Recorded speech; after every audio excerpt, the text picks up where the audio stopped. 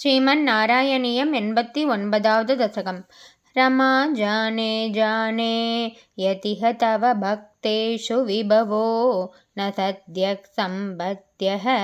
तदिह मदकृद्वातशमिनां प्रशान्तिं कृत्वैव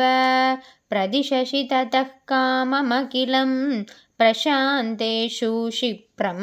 न खलु भवदीयेषुतिकथा सत्यः प्रसादरुषितान् विधिशङ्करातीन्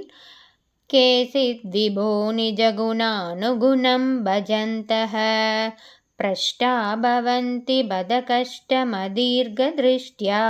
स्पष्टं वृकासुर उदाहरणं किलास्मिन् शकुनिजः स तु नारदमेकदा त्वरिततोषमभृच्छततीश्वरं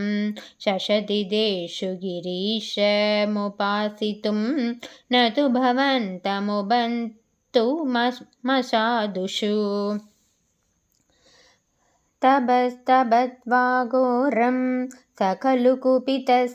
शब्दमतिने शिराश्रित्वा सद्यः पुरहरमुपस्थाप्य पुरतः अधिक्षुद्रं रौद्रं शिरसि करदानेन निधनं जगन्नाथात्वव्रे भवति विमुखानां क्व शुभतिः मोक्तारं बन्धमुक्तोः हरिणभतिरिव प्रात्रवत्सोदरुद्रं दैत्याद्भीत्याश्मविदेवो दिशि दिशि वलते भृष्टतो दग्धदृष्टिः तूष्णीके सर्वलोके तव पदमधिरोक्ष्यन्तमुद्वीक्ष्य शर्वं दूरादेवाकृतस्वं पडुवडुवभुषा तस्तिषेधानवाय भद्रं ते शाकुनेय प्रमषि किमधुना त्वं पिशाचस्य वाचा सन्देहश्चेन्मदुक्तौ तव किमु न करोष्यङ्गुलीमङ्गमौलौ इत्थं द्वद्वाक्यमूढः शिरसि कृदकरक्षोपदच्छिन्नपादं प्रंशो ह्येवं परोपासिधुरपि च गतिः शूलिनोऽपि त्वमेव भृगुं किल सरस्वती निकटवासिनस्तापसाः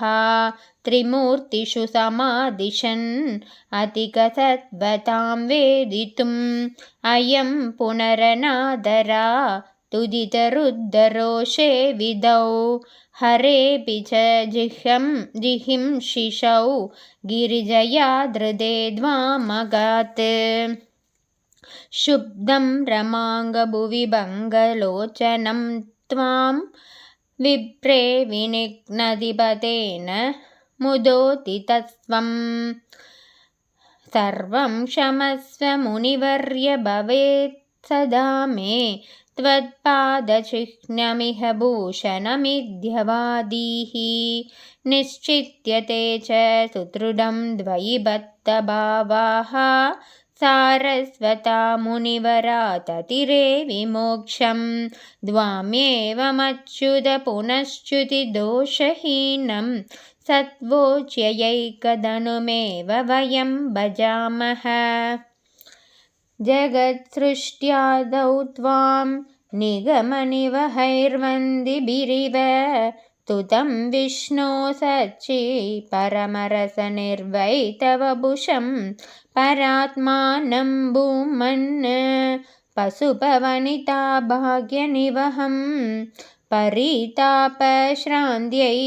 पवनपुरवासिन् परिभजे सर्वत्र गोविन्दनाम संकीर्तनं गोविन्द गोविन्द।